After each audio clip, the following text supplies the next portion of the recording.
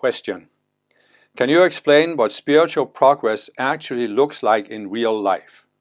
Progress sounds like right now I'm not where I could or should be, and that I have to improve and do things to get there. How do I know I'm there? Well, it's really a very good question. If you had known me when I was 18 years old and found the spiritual path, I would have said, this is what spiritual progress looks like. Because if you had known me back then, you would have been able to see the difference. I was so much more tense back then.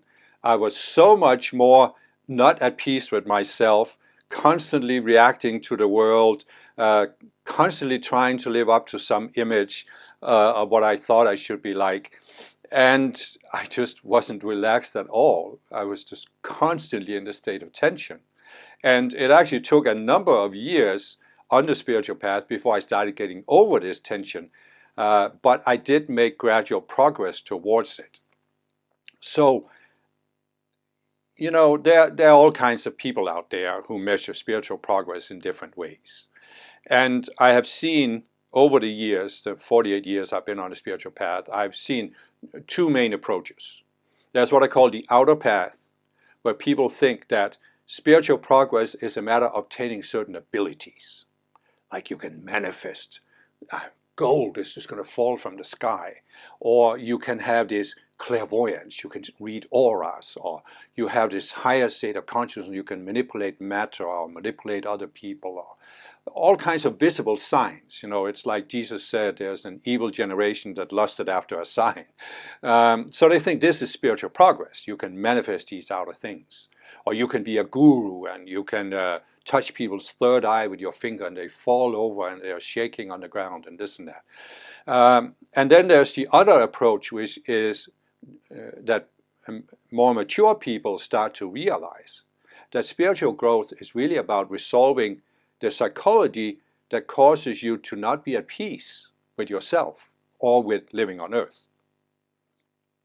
And so when you make that shift and realize that it really is about resolving psychology, then you will make much faster progress, and you will be more aware of the progress, because every time you resolve something in your psychology, you feel more at peace, you feel more free.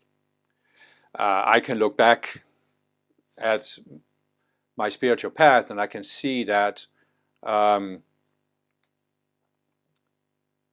I've had these, even before I really became conscious of the need to work on my psychology, I still had these shifts where suddenly, by studying a spiritual teaching, I looked at something from a different perspective. My view of something in myself shifted.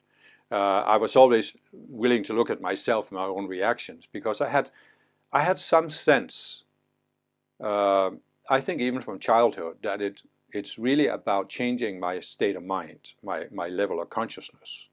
And when I read my first spiritual book when I was 18, it was Yogananda's Autobiography of a Yogi, I realized from that he's also talking about it is really a shift in your consciousness. He doesn't go so much into the psychology of it, but still what I got out of the book was it's changing my state of consciousness that it's about. And that means really attaining more peace of mind. Then there was another important shift that happened to me, I can't remember when, probably in the early 1990s, when I read about the Buddha.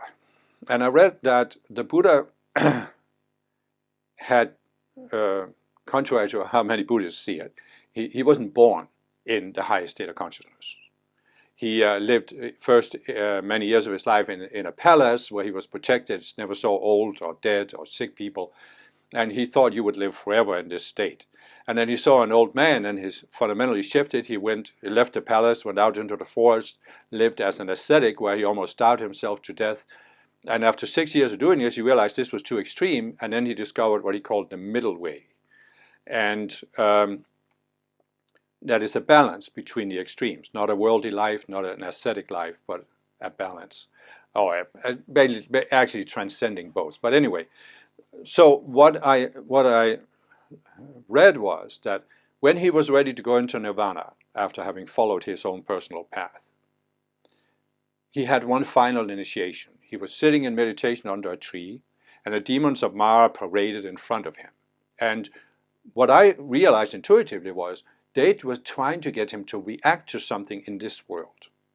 Because if he had had a reaction to anything in this world, he was not ready to leave this world and go into nirvana or ascend or whatever you call it. And so I realized that the key for the Buddha to passing this initiation was to achieve what he called non-attachment. And that means non-attachment to anything. And it was right around the same time I realized that what makes me attached is, of course, the unresolved psychology I have. That gives me a certain attachment. And then I started going to therapy, working on my psychology more intensely, but I was still all along, I was always wondering about this, what attachments do I have? What am I attached to? And this has gradually, over the many years, led me to see deeper and deeper layers of these attachments I have, including that I'm an avatar who came to Earth to hold a certain spiritual balance for Earth and help the Earth become a natural planet again. I have a whole playlist where I talk about avatar psychology, and I think if you are interested in this question, you should watch that playlist and see how it applies to you. Because what I realized was that I had a certain attachment to seeing improvements on Earth. And I've seen many, many spiritual people I met, both in Transcendental Meditation, which was my first spiritual movement, and in Summit Lighthouse, and in other spiritual movements. We are here because we intuitively sense we want to improve things on Earth. We want to help improve things on Earth. But what I realized, and this was much later in life, I realized this was an attachment, or rather many attachments. And as long as I think I'm here to improve something, I can't get out of here. I'm not ready to leave. And it doesn't mean that everybody has to ascend after this lifetime. Some people want to stay in embodiment to help manifest Saint Germain's golden age. But still, the only way to be, so you have your two ways of going. You can say, one is, I want to get out of here. You have to overcome all your attachment. Another is, I want to stay here, but I'd like to be at peace with being an embodiment on Earth, which is a difficult planet.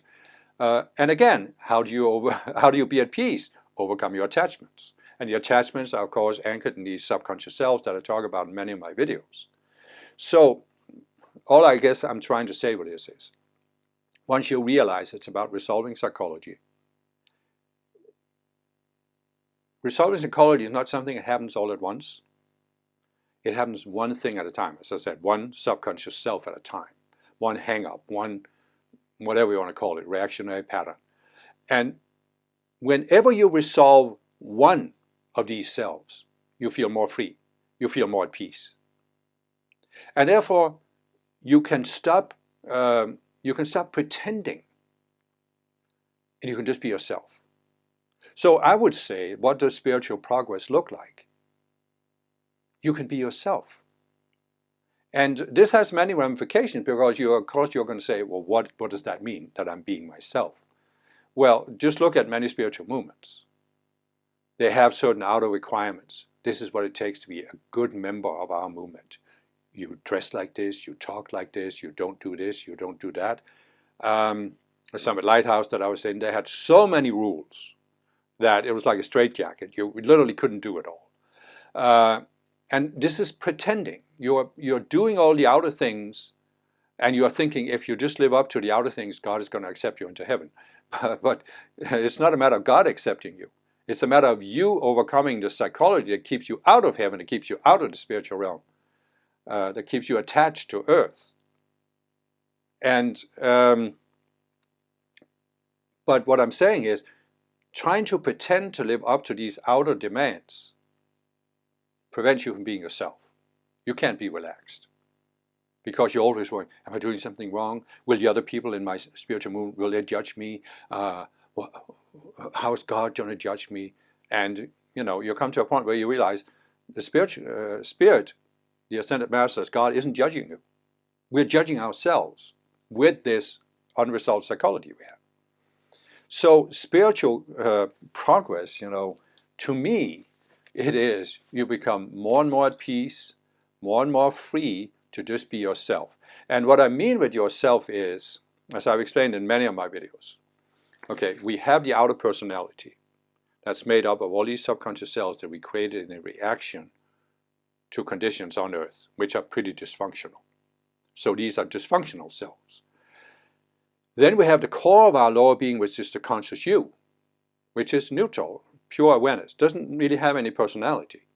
But it has the potential to connect to who we really are, namely the spiritual self or the I Am Presence. And in the I Am Presence is anchored our real individuality.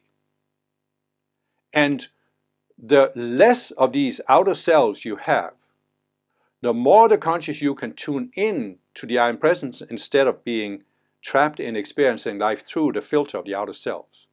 So when you tune into the present, you can start expressing your divine individuality, your spiritual individuality. And you don't care whether people judge you or not. You're just being yourself. And if people take offense to that, well, that's their dysfunctional psychology. Because if they were connected to their divine individuality, it wouldn't clash with yours. This is the uniqueness. You see, you can talk about a earthly individuality as based on what I call the illusion of separation and the duality consciousness. And in the duality consciousness are always opposites, opposite polarities. And therefore, the earthly individuality that people have, they will clash with each other. I mean, people are clashing all the time based on the outer personality. But the uniqueness about the spiritual individuality is they don't clash with each other. They complement each other. So if another person is attuned to his or her individuality, we're not going to clash. They're not going to judge me and think that I'm being a terrible person for expressing my divine individuality. It can only be their outer, separate individuality that makes them not like what I'm doing. So when you realize that, you can be at peace with being yourself, expressing yourself, and so what? Some people are going to judge you, yeah, but why is that going to bother you? So, so just to get back to the question, progress sounds like right now I'm not where I could or should be, and I'd have to improve and do things to get there. Yes, there are many spiritual people, spiritual teachers, especially in this non-duality field, who would dispute this and who will say, oh, this Kim guy is just preaching the old-fashioned view that there's a path you have to follow. You just have to shift your mind and then you are instantly awakened. But this is a superficial approach. I understand that it's in reaction to this traditional approach, because traditionally, and you can see it in the East, for example, you have two movements now. You have an old movement that goes way back called Advaita Vedanta. And in Advaita Vedanta, they're talking about you can't have instant awakening. You have to follow a gradual path where you study under a teacher, you practice the practice, and then you can gradually work your way towards awakening. Then you have something called Neo-Advaita, where they say, oh, this is not necessary to follow this path. You can instantly shift, and then you are awakened. So you have a rather large following of these Neo-Advaitans, and there is more and more videos on YouTube where people are talking about how they bought into this, they had an awakening experience, but they realized after a while, but I still have unresolved psychology. So it wasn't the instant awakening they were preaching. So, for me, it's clear. There is a path we have to follow, because spiritual growth, in a sense, is about fundamentally shifting our sense of identity, where we usually start out life being totally identified with the outer personality. As I said, the subconscious mind has three layers: the emotional, mental, and identity. And at the identity level, we have this deeper sense of identity. I'm a man. I'm white. Was born in Denmark. This and that. All these kind of elements of identity, we could say. And in reality, we are spiritual beings. We're not bound by any of this. But if you were to lose all of your outer sense of identity all at once, you'd go crazy. You wouldn't know who you are. You'd go through an identity crisis, most likely end up in a mental institution, as has happened to people I've known. So that's why the there is a path. Now, of course, when you talk about reincarnation, you could say there could very well be a person like Eckhart Tolle who in past lifetimes have followed this path. And it's this lifetime he could therefore sit on a park bench in London, ask himself a question, and have an instant awakening. I'm not disputing this can happen, but it was the result of what he'd done in past lives, in my view. And so there is a path you have to follow. Now, it could be that you have gone through a lot in past lifetimes. You can fairly quickly wake up in this lifetime. But still, I would say, even if you have that awakening experience that many of them are talking about, there's still psychology to resolve, and there will be as long as you're in embodiment. But anyway, I mean, just to get back to the question again, I know I'm digressing. Progress sounds like right now I'm not where I could or should be. Well, just ask yourself, are you where you want to be in consciousness? Are you in a state of mind I've talked about, where you feel free, you feel at peace, you feel at peace with yourself, you feel at peace with being on earth? Are you there? If you are not, then what I'm saying is there is a systematic, gradual process for getting there. And the closer you get to being at peace, that to me is spiritual progress. And it is, as I said, about one thing, resolving psychology.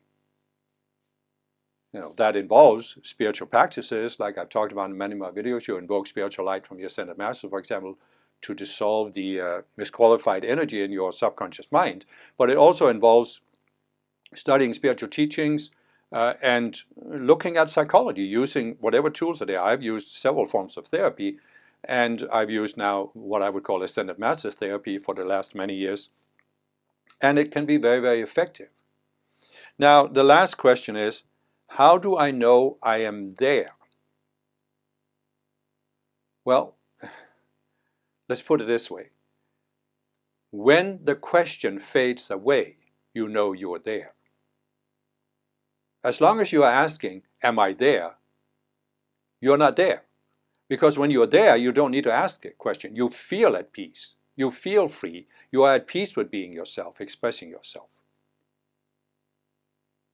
So that's why I'm saying, you know, for these people with a Neo-Advaita and this, yes, you can have a very powerful awakening experience that can feel like a great contrast to your old state of consciousness.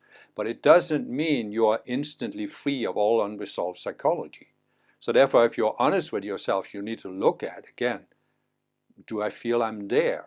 Do I still react? Do I still feel depressed? Do I feel like life has no meaning? Then you're not there. Because when you are there, life has a profound meaning. An incredibly profound meaning. And you realize that life, self-awareness, is an incredible gift. I mean, it's incredible to be alive, to be conscious, to be aware. I am looking at the universe from my vantage point. If you were sitting across from me, you would be looking at the universe from your vantage point.